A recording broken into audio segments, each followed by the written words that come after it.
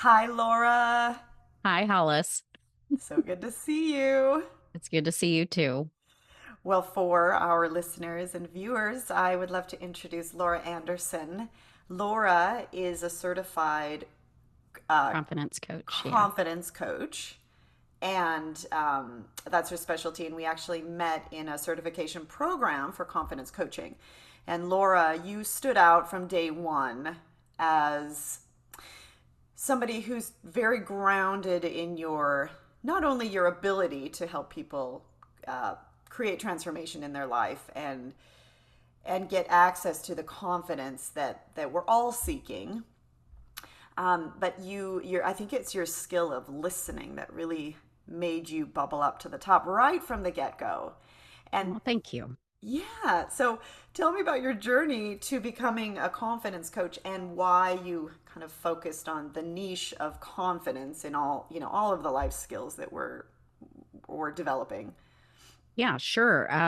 So I was a teacher for 25 years, and in that you are an educator, a coach, in general. And it is as I began teaching and as teaching has changed throughout the decades, Yeah. it became a lot of coaching in general. And I worked with high school students. So I was a high school English teacher. And you have students who will approach you with concerns, issues, things that they possibly need help with outside of just English class, math Right. class, science class, or they need help. You see them struggling in class and you ask them, "Are you okay? Is do you need help with anything?" And many times they'll open up, and I come to find, which is really sad, that a lot of teenagers really have some negative self-talk. They have some negative views of themselves, and the high school level is a place where a lot of students don't feel safe to be themselves. Mm. You have students who will say something about the clothing that you wear, what you say in class. And as a teacher, I saw that many times too, where students would be scared to even raise their hands to answer a question for fear that they might be wrong and that somebody might laugh at them or something along those lines. So, confidence has always been something that before I even thought about becoming a confidence coach, it was something that I helped people with in general. Mm-hmm. Their self talk, limiting beliefs, especially, when you think about English, kids don't choose English class. Yeah. They're put in Yeah. English class. So, a lot of them come in with these thoughts of, I can't read fast. Mm. I can't understand what I'm reading. I will never be able to grasp literary elements. Um, I will never be able to write a good 5 paragraph essay. Mm-hmm. So they are already coming in with these thoughts in general. So I've been working with confidence and limiting beliefs for a long time. I was just in a really, really narrow lane Yeah. in doing that. So it was really natural when I decided to move beyond teaching and go into the coaching realm. It was a natural transition for me. It sounds that makes sense. It seems to me that 25 years ago, I was an adult, a young adult then, but it seems that at some point we stopped just sort of accepting our status quo or our role. There were, I think 25 years ago, kids might have come into the classroom just accepting that they were dumb or accepting that they were jockey or accepting that they were popular, accepting that they were not enough or, more than enough. And and what's beautiful about our world is that we've started inviting ourselves to question our limiting beliefs or say, now, wait a second, how come I am at the bottom of this totem pole? And that's so prevalent in those younger grades. And as our kids are navigating those internal and external pressures, I don't know, it's a real thing. But I think what's beautiful is there are educators like yourself that recognize that The potential is in all of us. And for you to see that so much of it is a perception or a limiting set of beliefs that overlays who we really are. So we were talking, and one thing that spurred us to say, let's get on and have you on the Open That Door podcast is the idea of projection and how we, even the most advanced coach is gets caught up in how we project onto the world an experience that then comes back to us. So can you talk a little bit about what projection is and where that comes from and why we do that? Well, I think when it comes to limiting beliefs, there I would venture to say that there are actually a lot of ways we can look at projection, just in general. So when it comes to limiting beliefs, we tend to project our beliefs about ourselves into the world in general. Okay. We tend to project as coaches sometimes our own experiences onto our clients, which, we both know that we're not supposed to do that, but Mm-hmm. that it's I mean, we're human and Yeah. we really have to hold back from doing that because a lot of those things are so ingrained in us that it is I think sometimes difficult to hold back, just in Yes. general. Um, do you have one of those that you want to explore a little bit more? Well, yeah, let's talk about projection kind of on the whole, and that would be basically we wear these glass. I'm seeing through these glasses, and Mhm. they contain a lot of judgment calls and decisions and biases that I see through. They contain my sense of inadequacies inside myself, my sense of strengths, what's fair, that I decide what is fair, and all of those overlays that we see through that we can't help. And then we then look through those and assume that the entire world shares those same projections, those same agreements.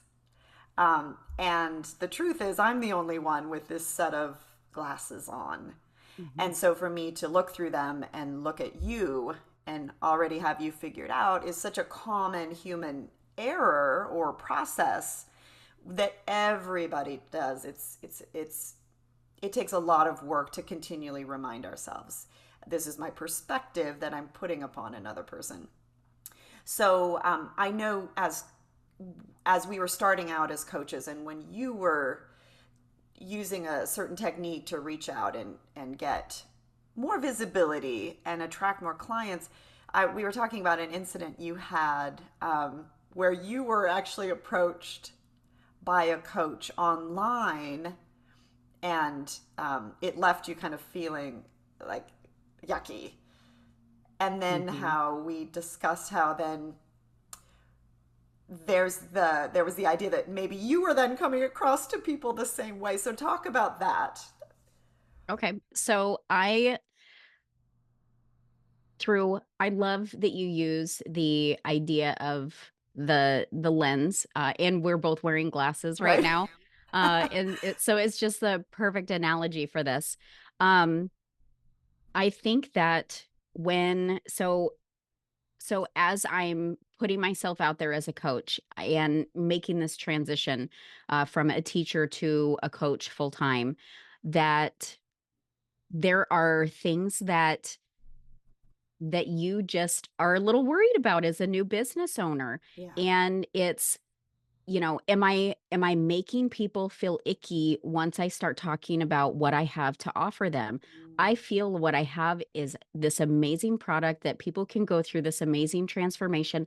I know what I do helps, Yeah. but there's still that stigma of the icky salesperson and, Yeah.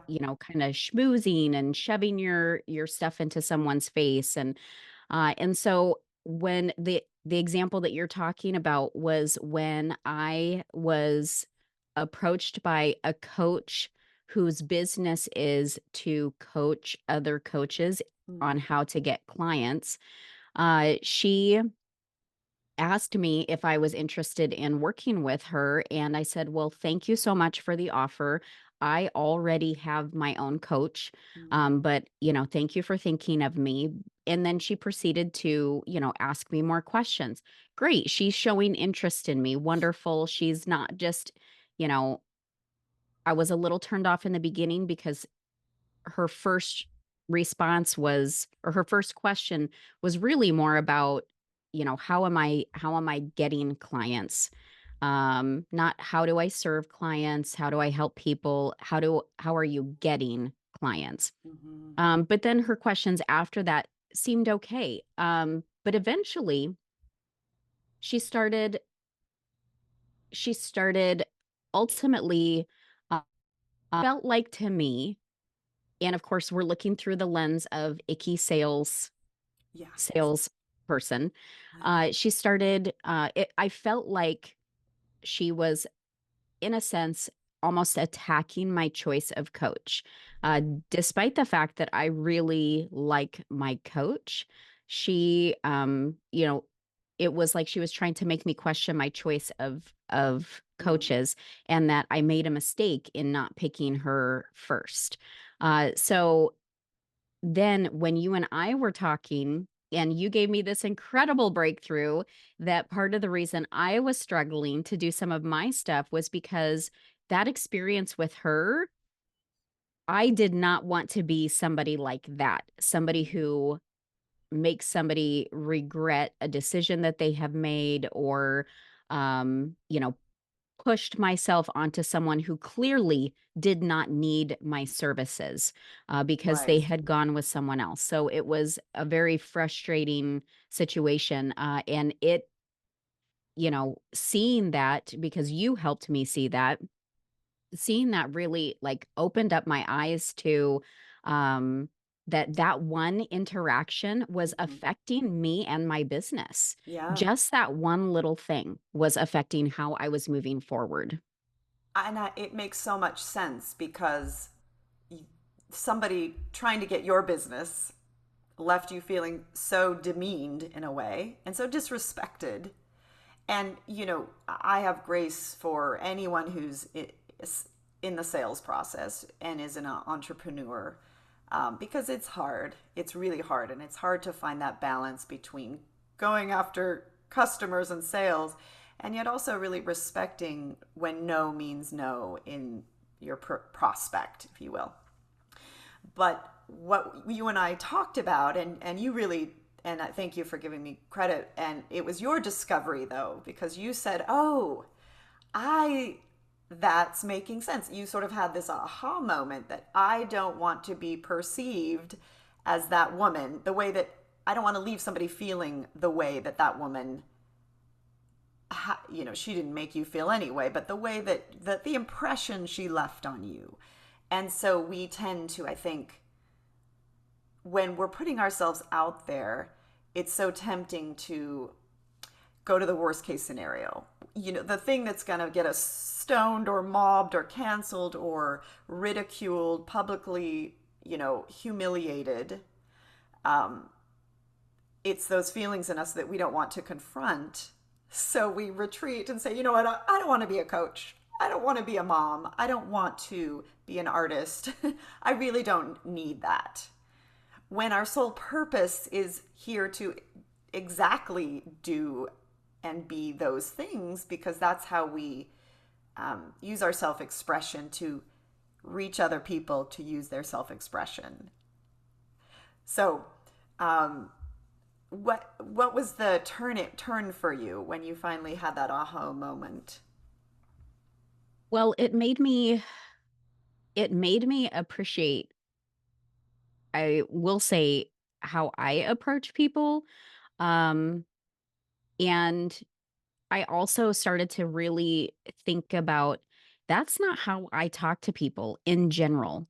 I Yes. would never I would never question someone's choice for their business. And so it was really freeing to Mm, me to be able to see that, wow, I'm actually tying my concern for not wanting to sound salesy, um, directly with this moment, and the only time I would be salesy would be if I thought that I had a product that maybe didn't live up to its expectation, or that I was trying to get the client versus Mhm. help the client. Right. And that's just not me.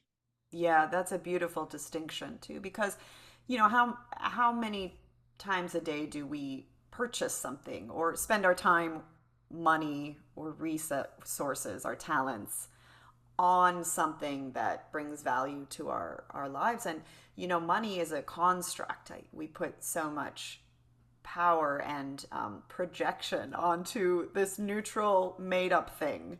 Money is just a series of numbers. I always tell my daughters, language is just grunts and sounds strung together. There's no inherent meaning behind a word in English versus French versus Swahili. But we all agree to give things meaning. And but then we add our own sort of bias or limiting belief or empowering beliefs onto these constructs in the first place, and then completely uh, shape our lives around either an empowering belief or a limiting belief.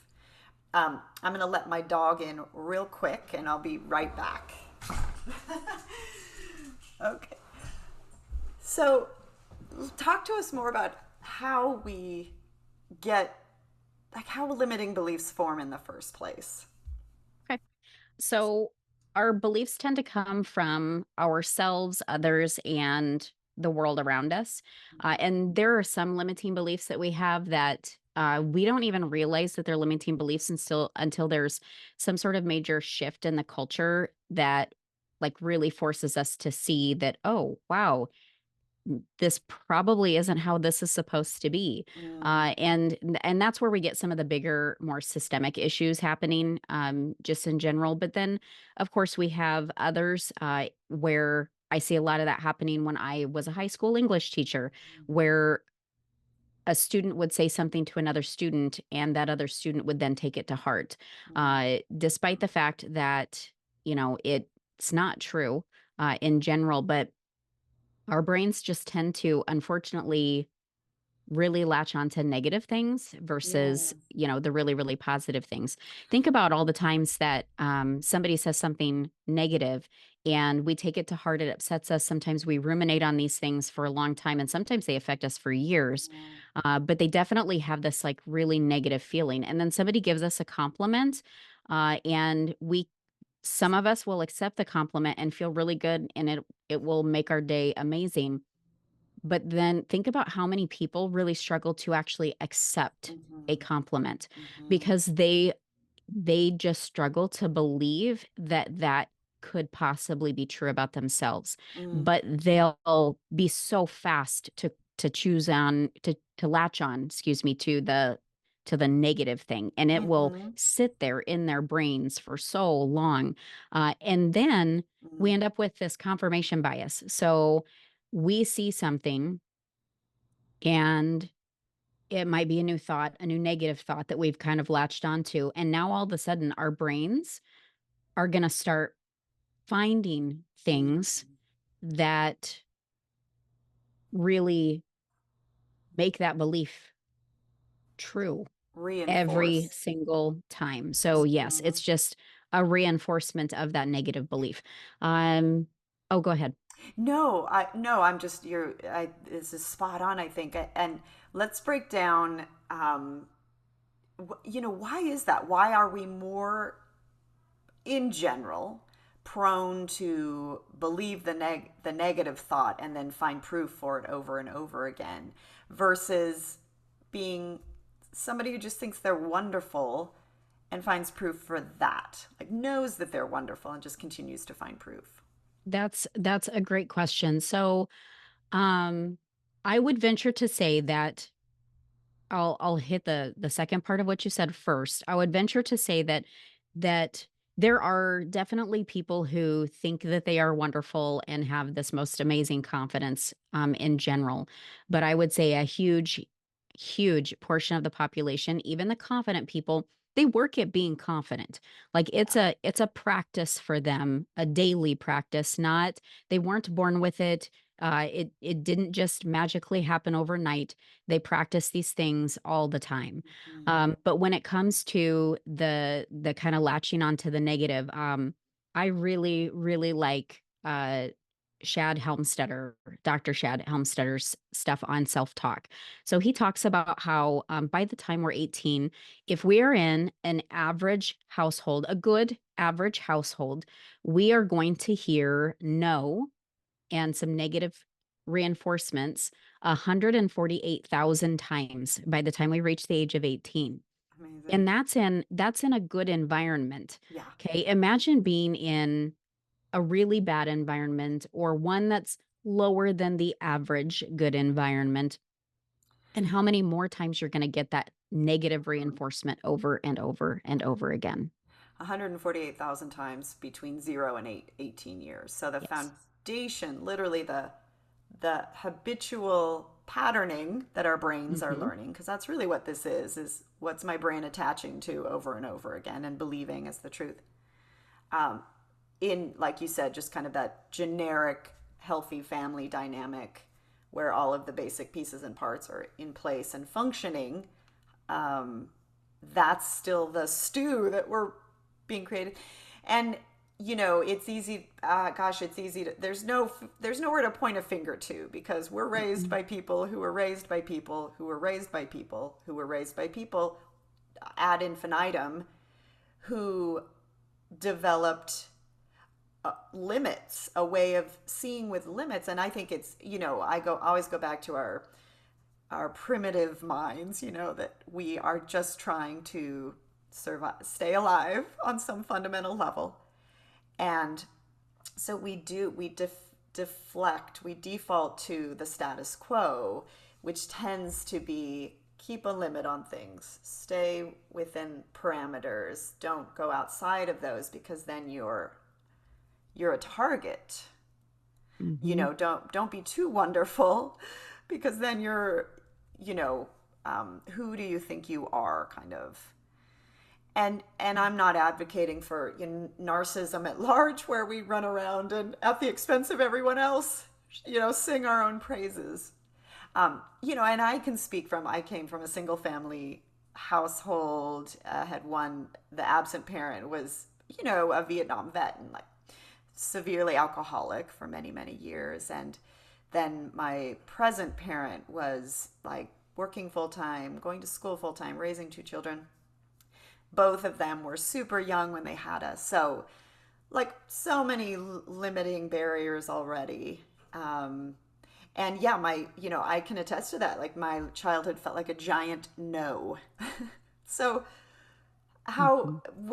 I would just want to all the listeners and viewers, just to say, like, if you've heard no 148,000 times or more, um, and you are where you are today, like, that's the hero's journey. That's heroicism, right? Mhm. It is. It is very much so. So how do we start turning the needle? For me, a lot of it was just allowing myself to like make friends with my self-perceived inadequacies. Like, I'm full of fear, full of self-doubt, full of, uh, you know, not being good enough, all of those things. And when you finally just turn the light onto that, it's so freeing because you don't have Mhm. to pretend anymore. You're not, coping to try to cover those up anymore.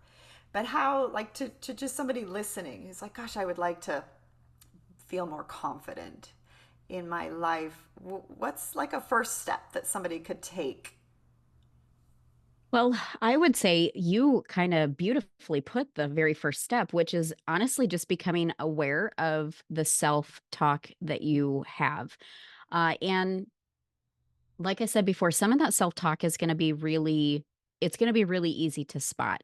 Mm. You can tell when you're being mean to yourself. Mm-hmm. You know when you say, "Man, that was stupid. Why did I do that? Why do I always do this, negative XYZ?" The ones that are a little tricky are the ones that you know, that we did hear the 148,000 times. And that's where, so for example, if you grew up in a household where money was always really tight and you constantly heard, we can't afford that, we can't afford that, we can't afford that, there's a really good chance that one of your limiting beliefs, multiple limiting beliefs, not just one, but multiple limiting beliefs are going to stem around money, and that it's a scarcity thing, that Mm, only certain people can actually, are deserving of money, are worthy of money, can get money, can make money. mm, That money is not abundant for you, it's only abundant for those one percenters. mm. And so those are the ones that are a little harder. Those are more of the systemic ones that we tend to, I mean, think about, for example, um, you grow up and the boys got trucks and guns and things like that, and then the girls got dolls and purses and, the Yeah. colors that we used to have. And we're getting so much better at those things, but those are things that also create our beliefs Mm, just in general. Boys shouldn't cry, girls are okay to cry. mhm, Boys can be aggressive, girls can't be aggressive. And we're, I think we're on the right path to moving past some of those things, mhm, but that's where a lot of our stuff came from, was just things that we did and grew up with, that gave us those perceptions. mm, If you grew up in a household where the marriage was bad, you might have this limiting belief that marriage is a terrible experience and you don't ever want to deal with it because you watched it, mhm, in the beginning. Well, that's a limiting belief that you yourself mm, can't create a loving marriage. And so when it comes to the first step really is identifying those limiting beliefs. And like I said, the ones where you're really saying mean things to yourself, yeah. those are a lot easier to identify than the ones that are so ingrained that they come from something really deep and something really old. Uh, but I would also venture to say, if you want to identify some of those limiting beliefs that are really specific to you and holding you back, and that you really want to move forward and beyond, I would be thinking about like the last 12 months of your life. Mm, And a lot of people will do something similar to this during New Year's resolutions, or right. where they'll come up with the new goals for the year. But y- they don't necessarily look at the last 12 months and say, where was I holding Mm, myself back? mm, Where did I not accomplish what I wanted to accomplish? And now the question is, why? Why were you holding yourself back? Why didn't you accomplish those things? And mm, those can kind of get into the more deeper limiting beliefs that you have, ones that maybe were ingrained longer. And you got to work beyond those. And I think that's another reason why some people really struggle with even New Year's resolutions, is that they're not using the past year to help them learn about what they're telling themselves repeatedly. And then they're going to take those beliefs right into the next 12 months if they haven't actually identified what was holding them back previously. Oh, I love that so much because I think that's just at the heart of transformation, right? We get Hmm. excited, it's a new year. I'm going to do X, Y, and Z. These I'm excited. I feel the the momentum and the bubbling. And then the thorn is still in our side that's Hmm. infecting us. And as soon as the excitement wears off, the pain from the thorn comes back, and that's where we all of our attention goes, is to maintaining Hmm. that limit, rather than going in and extracting that thorn and letting it heal so that it's not there in our way anymore.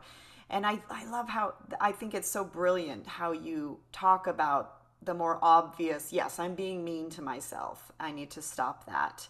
And I need to go in and figure out why I'm being mean to myself. But I can see that process happening. And I have that awareness. But when it's those deeper beliefs that we just take as truth, it's just the way things are. We don't even know to question them because we project onto the world that that is everybody's truth. And yet we look over and see, Sarah having she has her sailing business that she always dreamed of having, and she's living her best life or whatever. And we wonder how, I'm over here in a world of no, and she's over there in a world of yes. How on earth, what's the disconnect? And I think what you're saying is it's because we have these almost like numbed beliefs that we're not even taking the time, or we don't have the awareness yet or the access to even go in Mhm. and investigate. So you said something, it made me think, if I'm telling myself I can't, or you can't, there's some sort of like story I have that's a no, just a, it's a no. That might be a place for me to start looking, well, is it, or is that just something I'm telling myself that I decided was the truth a long time ago? Mhm. Is that kind of what you're talking about? Yeah, so I would say that's kind of a step 2. Your first step would be really identifying those things. And the more overt ones are the I statements. I can't, I will never. And when you look at those things, okay, are you sure you actually can't do that? Are you sure never is really the truth? And so kind of identifying those and then really questioning the validity of what your statement is actually saying. Okay, if you say I will never be organized, never is a really long time. And I bet if you walked around your house, you would probably see that there's something that is organized. It Mm. might be a bookshelf, it might be a drawer, it might be your socks in your sock drawer. But there's never is a really, really long time. And so chances are that that's not true. And so when you start to really question the validity of some of those things, then you can start to pick apart, okay, I am actually organized in some areas. Now you can sit there and ask yourself, how do I get organized in a way that matters to me? Where is my organization lacking that is really affecting me and causing me to say I will never be organized? And it might be you're you're trying to plan something for work and you feel disorganized there. It might be the process that you're using that is causing you to feel disorganized. Okay, so work on that process and then you can start proving to yourself that, see, yes, I can actually be organized. And it's that proving to ourselves that Mhm. starts generating confidence. Because I agree, I would probably wager that Sarah over there living her yes life had to build up her confidence. I would probably argue that none of us have have full access to just confidence and clarity. I think we gain that through going through the process of extracting a limiting belief and then replacing it with behavior that eventually gives us a new belief. But it doesn't happen overnight, and it can Right. be uncomfortable, and Mhm. feel disorienting, and kind of there's.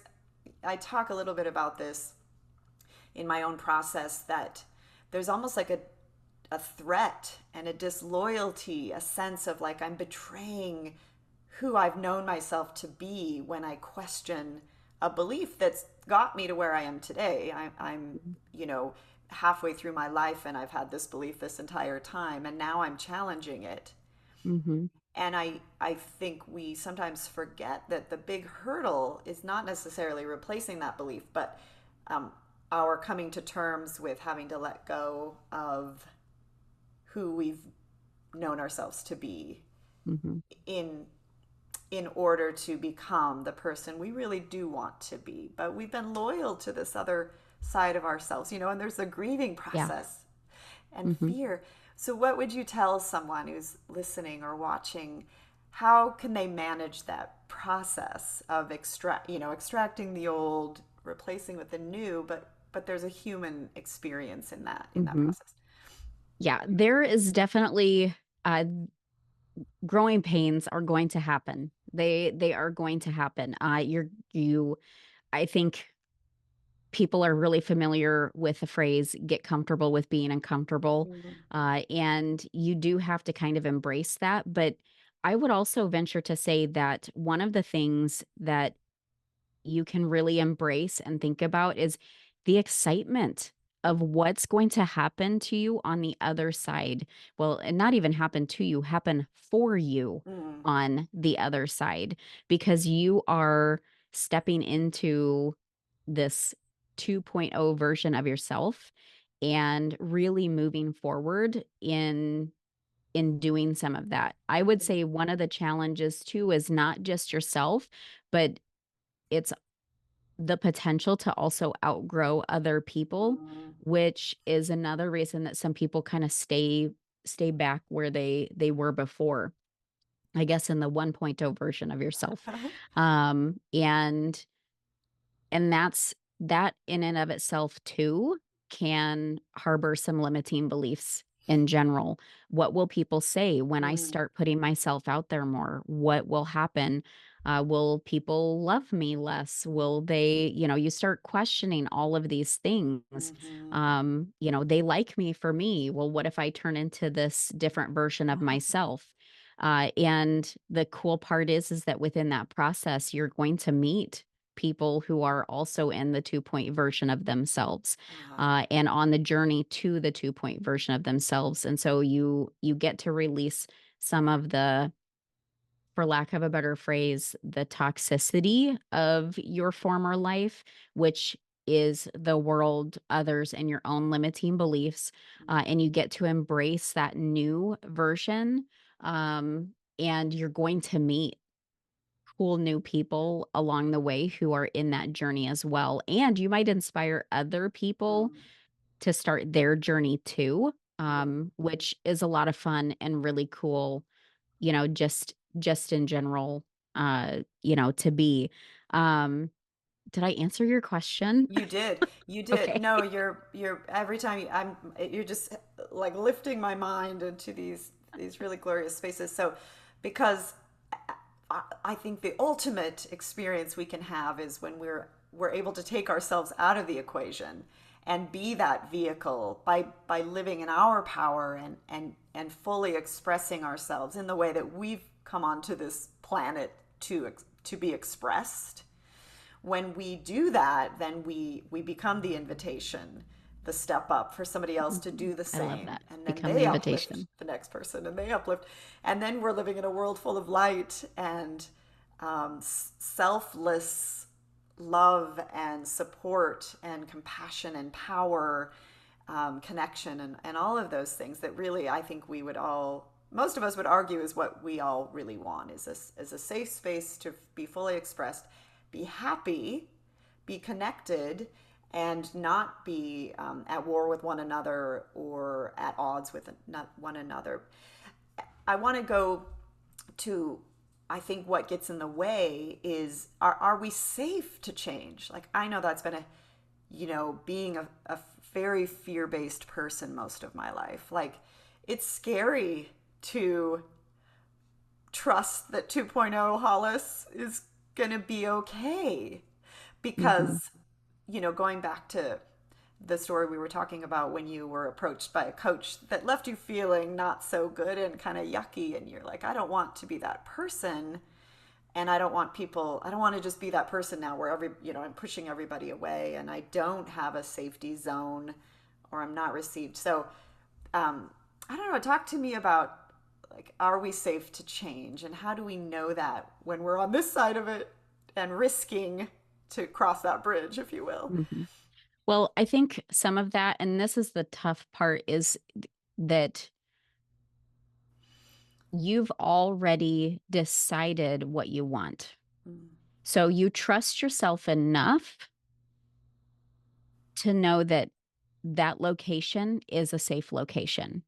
What and this is just my opinion, my opinion is that it's not that 2.0 location that's not safe. Mm, Where you feel the lack of safety is the journey there. hmm.